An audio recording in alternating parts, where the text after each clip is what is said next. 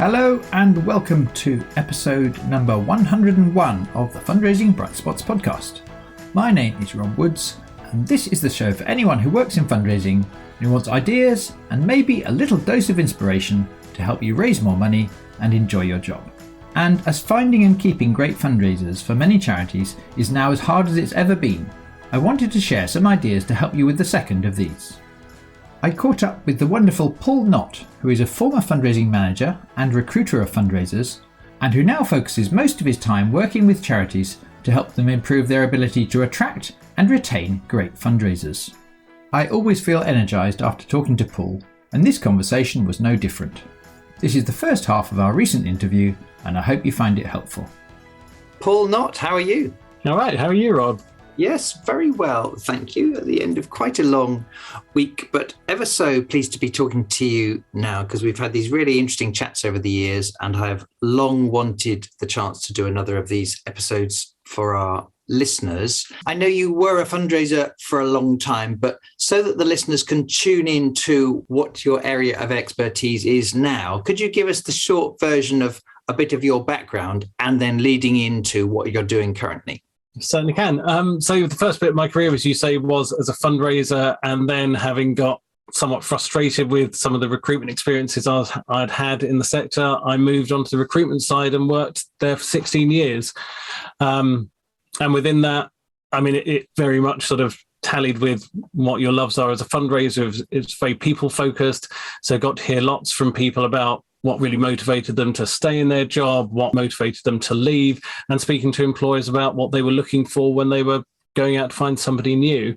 And alongside that, did a lot of coaching of individuals, chiefly fundraisers and senior managers, and helping them to work out exactly what success looks like for them. And that's one thing I still carry on doing now, find out what success looks like to them and then how to work out strategies to get there, rather than just thinking that you've got to do what everybody else does and keep up going more and more senior and hitting the big director job, which is right for some people, but not for all. So now, having been a recruiter for 16 years, I saw many times when a recruiter is the perfect solution to a problem, and also many times when an organisation was maybe using a recruiter when they just needed to be a bit better at attracting those staff and shouting from the rooftops how great they were as an employer. So now I work internally with organizations to help them improve all their processes around attracting staff and putting their best foot forward as an employer and making themselves an employer of choice so they can attract the best people, but also alongside that working on retention, because it's no good getting the best people if you can't hold on to them. And there's many easy solutions to that. But if you don't do them, you don't do them, and you just churn through people. And as I say, additionally to those two things, I still work with individuals in the charity sector and without, just to help them end up finding what success means to them and basically being happy in what they do and getting the work-life balance that really makes a difference to them. So today, really looking forward to speaking chiefly about retaining good staff when you've got them, and hopefully that can make a difference to some of the listeners.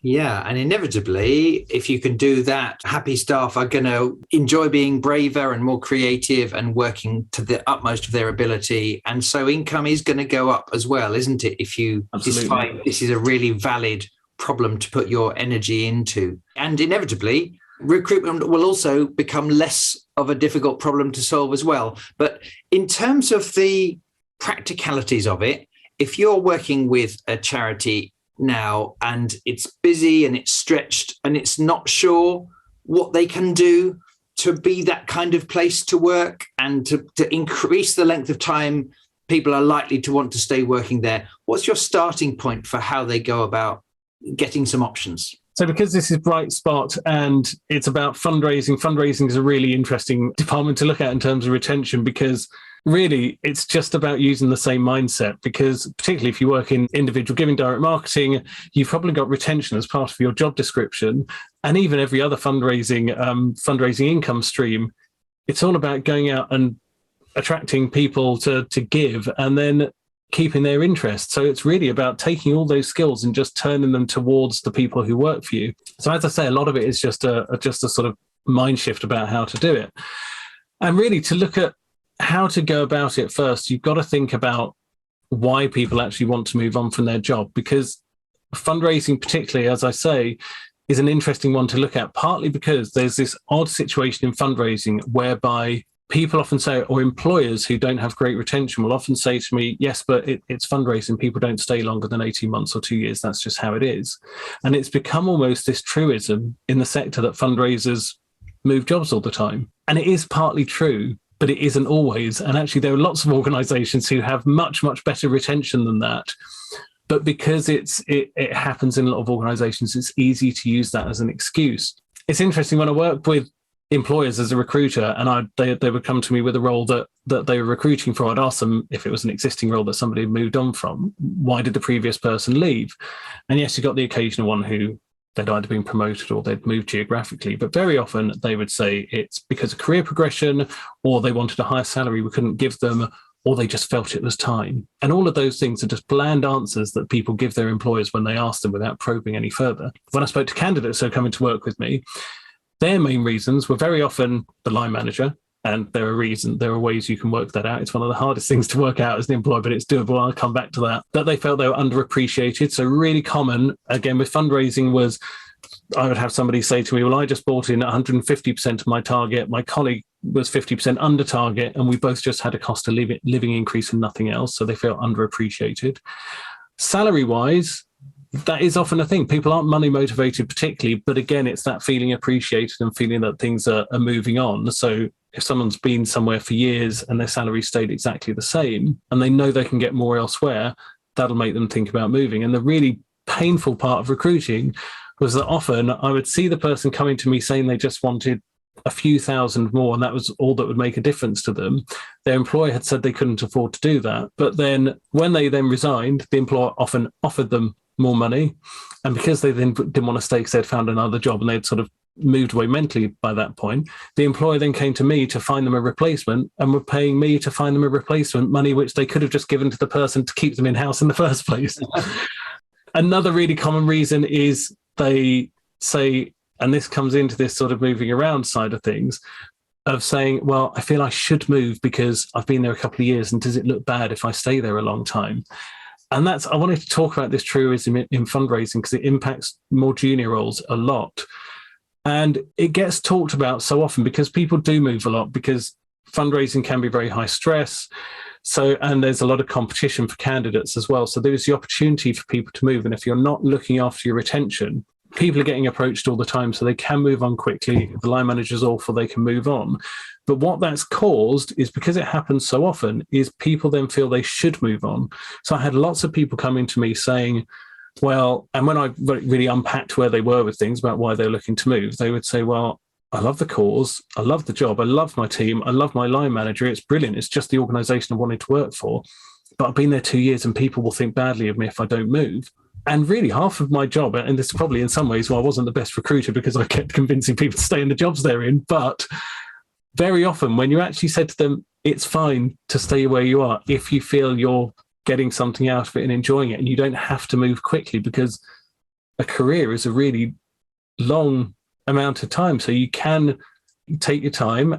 You don't have to be progressing in terms of seniority. You can just be progressing in terms of learning more about what you're doing. It's totally fine. And the amount of people, particularly more junior people, who just sort of sat back and said, oh, so it's okay, and would look so relieved, and then go and spend another year or two in their job doing incredible stuff. But there was this impression that it's bad if you don't move on, and we need to try and move away from that. But part of moving away from that is stopping as an employer thinking that that's just a thing that happens and we lose people every 2 years and that's how it is, because genuinely not everybody does at all. And some people have very good retention. Yes, Paul, so interesting to hear you say it that way, because it absolutely chimes with some of those really unhelpful myths out there, and just reframing them that way is really helpful, I think.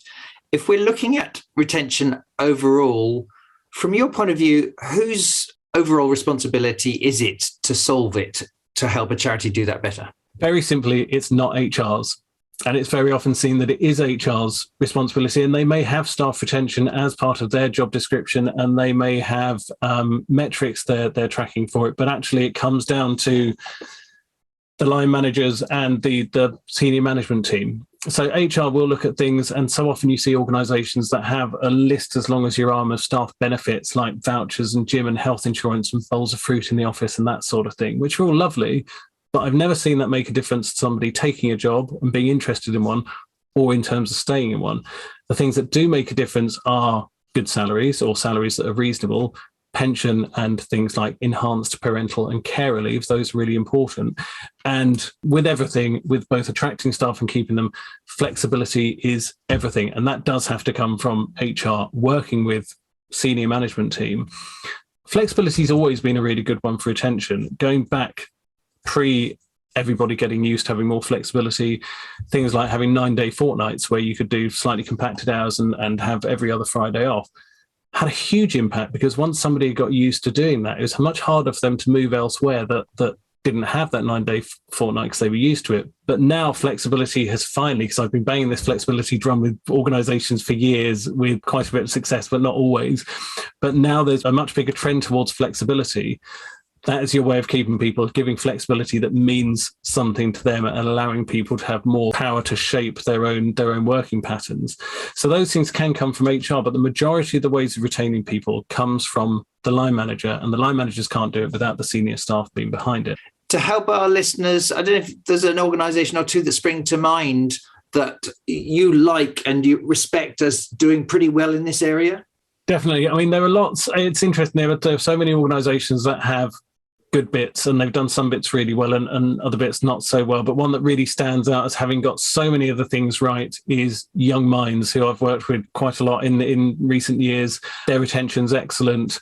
And there's a number of different reasons for it. I think one key thing, I mean, Young Minds are a mental health charity, so staff wellbeing is correctly a big focus for them. Staff feel looked after, and they know they have that level of trust where they know they can trust their line manager to share if they're struggling, either with work or personally. If someone's having a difficult time, that's prioritised with access to external help if they need it, but also support with their role. So it's a quite sort of coherent mix that support comes in.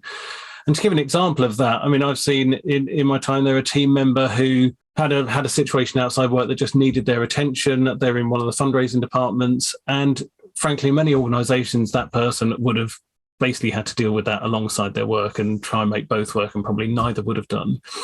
But instead at Young Minds, it just got flagged to their line manager, who just immediately gave them the time off they needed to deal with it, and their work was absorbed by the rest of the team.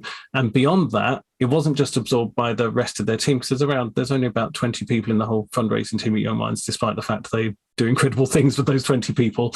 But the interesting thing was to watch what happened was, as soon as that manager mentioned that they were a member of staff down for a few days, all of the other departments had people say, well, I can help and I can do some of it.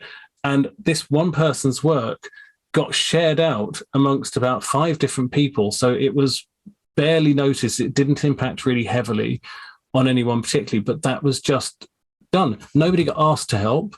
People just offered. And the reason for that is because the team feel quite close to one another. They do nice things like they have virtual coffees 3 times a week all the way through the pandemic. So you can go if you want to, and if you're busy, you don't, but it makes them feel part of something. They know what each other do, so they've got a good idea of each other's roles, even if they're not specialist in it. And they just have that sense of shared purpose. So it was just a natural thing to all of those people that when they saw there was a need, they didn't want that other team to be completely up to their necks and having too much work on. So it just got absorbed. And that didn't have to be checked off with the line manager of each of those income streams, because everyone knew that's fine. And that just makes a huge difference. Hi, it's Rob, and I wanted to jump in really quickly to let you know about our 2 flagship courses designed to help you grow high-value fundraising results. That's the Major Gifts Mastery Programme and the Corporate Mastery Programme. Rather than have me tell you about how they work, I thought it would be most interesting if you could hear from someone who's done one of these courses recently. So here is a short clip from Sam Harford, who is a philanthropy officer at the British Red Cross, talking about her experience. Hi, Hi, my name is Sam and I'm a philanthropy officer for the British Red Cross. If you want to improve your major donor approaches and raise more money for your charity, I would really recommend Rob's Major Donor Mastery course. It was absolutely fantastic for me and built my confidence so much. And I really began to change my mindset and start focusing on cultivating for major donor relationships rather than major donor gifts. Since joining the programme, I've raised over £600,000 in pledges and donations. So I'm really grateful for all of the support and guidance from Rob. The next programmes will begin in the autumn of 2022, and at the time of recording in July, they are filling up as quickly as ever. So if you'd like to find out more about either the Major Gifts Mastery Programme or the Corporate Mastery Programme, go to brightspotfundraising.co.uk/services. For now though, let's get back to my conversation with Paul Nott. I think one of the main things which I talk to clients about is trust. Trust counts for so much in terms of retention. And again, Young Minds, really good example. They have their core hours. You work around those core hours, but the interesting difference with them is that I haven't really seen elsewhere is that if you have something come up in the week that you need to do, so it might be something comes up with kids or something externally that you need to do, then you can just do it within the workday and you don't have to tell anybody. You might put it in your diary so people know you're not free for meetings, but you don't have to flag it with your line manager and get sign off. You can just go and do it. And when I was working with Young Minds, I sat down with so many members of the organisation, and so many of them said a sentence along the lines of, it's the first job where I feel I've been really treated like an adult.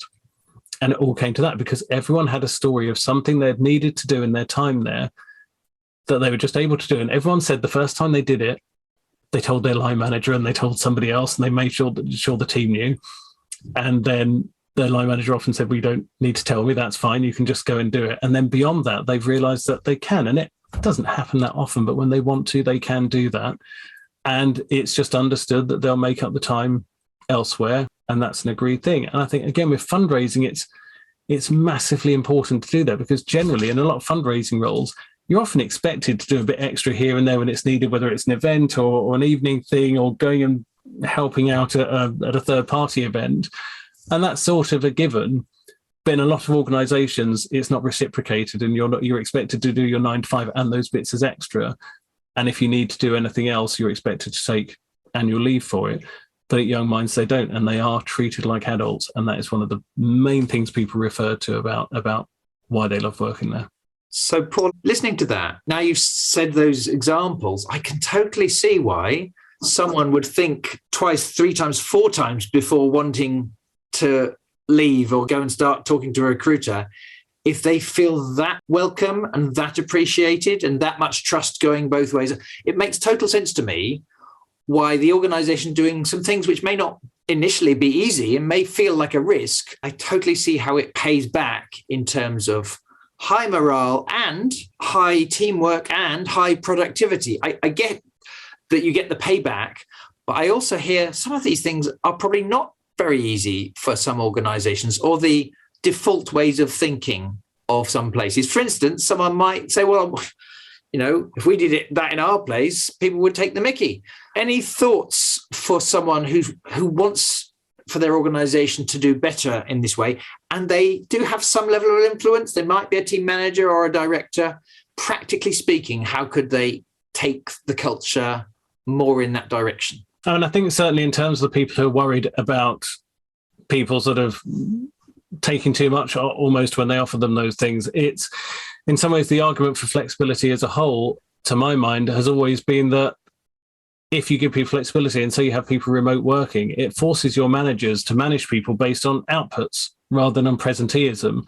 And actually that's a good thing across the board because we'll all have seen, and every manager will have seen somebody in an organisation they've worked at who might be at their desk all day, but they don't do anything, or they're on Facebook behind their computer. But having that flexibility, it does force you to manage people based on what they're actually doing.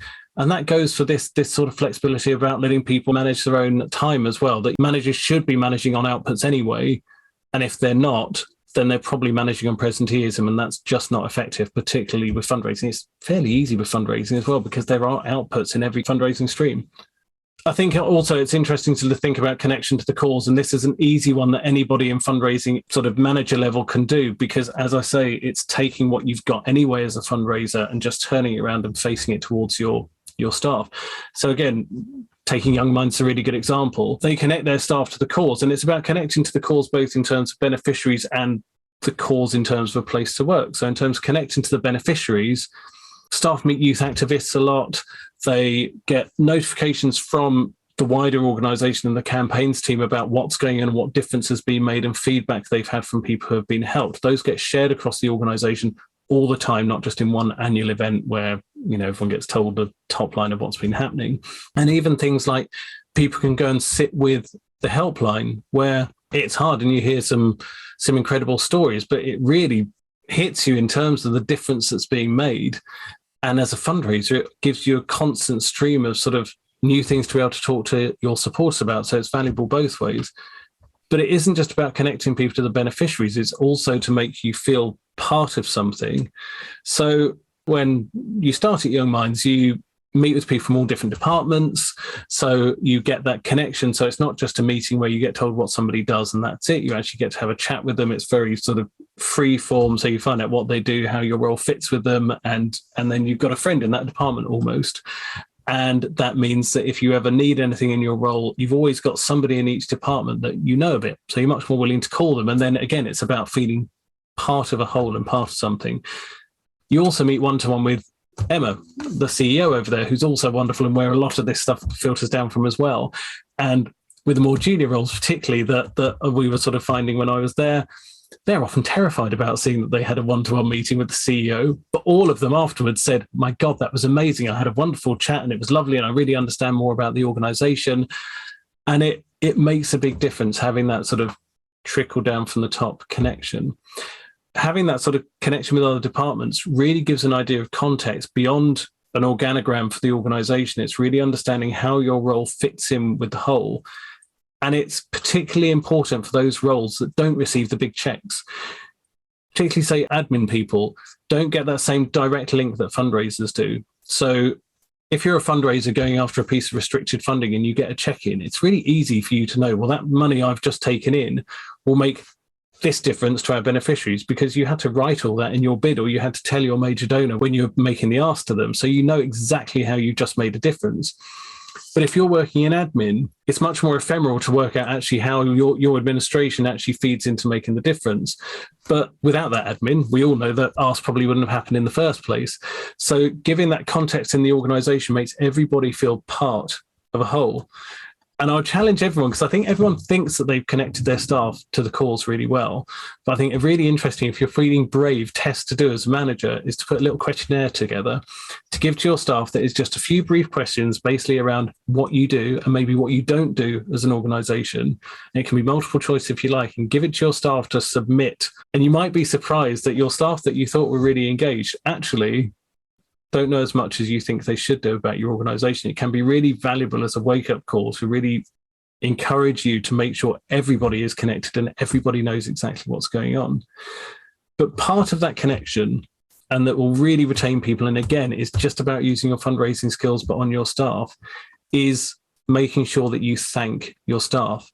I think one of the real shame about the charity sector as a whole is that we've got all these teams who are incredibly good at telling our supporters how their money they give makes a difference to the beneficiaries. And we tell them all the time, but we often forget to tell our staff what a difference their work makes. So the direct marketing or IG team have retention in their job titles or in their job descriptions. As I've said, you could ask them for tips about what they do with the supporters.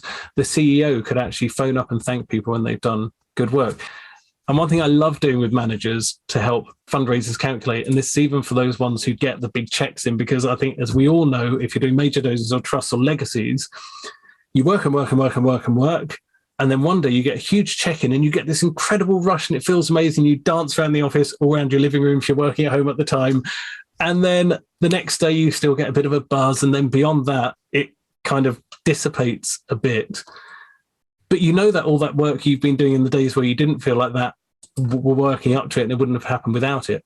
but it's hard to get a handle on it. So what I like to do is with fundraising senior managers or senior managers to do it with their staff is work out what that staff member brings in per year, divide that number by the number of days they actually work, and that is the amount of money they bring in every day, because every day contributes to that whole. And then if you compare that daily amount they bring in to that shopping list, which is a fundraiser you've probably got in your head, knowing what different amounts of money will pay for and what difference it'll make to the beneficiaries, and actually remind your member of staff that every single day when they finish work, they can go home knowing that they have made that tangible difference to your beneficiaries. I often, when I'm coaching individuals, suggest that they put a reminder on their phone that pings every night when they're meant to be leaving their desk, just to remind them that they've made that difference, because it's true, every day is contributing to that whole. But it's very difficult for us all to remember. And if it is an admin person, just think about the whole team's income and let them know that they're part of that, because it's all part of it. But having that connection will cost you nothing to do.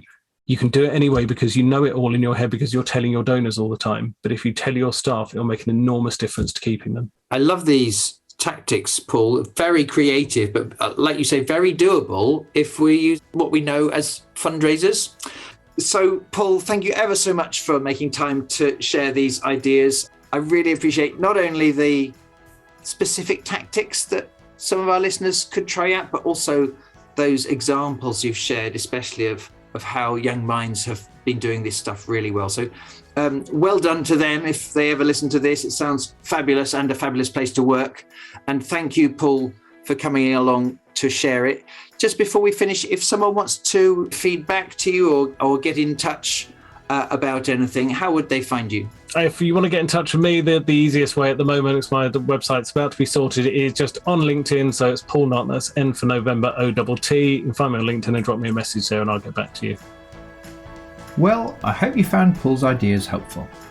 If so, and you've not yet subscribed, please do click the subscribe button today so that you don't miss out on all the other episodes we've got coming up, including the follow-up episode in which I share the second half of the conversation with Paul, which contains lots more ideas to help you retain great people. If you'd like a full transcript and a short summary of the episode, go to the podcast section of our website, which is brightspotfundraising.co.uk. And if you're interested in finding out more about our flagship courses, the Corporate Mastery Programme or the Major Gifts Mastery Programme, then do check out the information about this blend of masterclasses, individual coaching and other resources on our website at brightspotfundraising.co.uk/services. And if you enjoyed today's episode, then I'd be incredibly grateful if you'd take a moment to share it on with your colleagues or on social media so that we can keep helping as many good causes as possible. You can tag Paul and I on Twitter at Paul Consulting and @Woods_Rob. We're both on LinkedIn. And finally, I'm excited to say that Brightspot is now on Instagram at Brightspot Fundraising. Lastly, thank you so much for listening today. Best of luck with your fundraising and with all your efforts to create a work culture where great people keep fundraising for your charity for as long as they possibly can. I look forward to sharing more Brightspot ideas and examples with you very soon.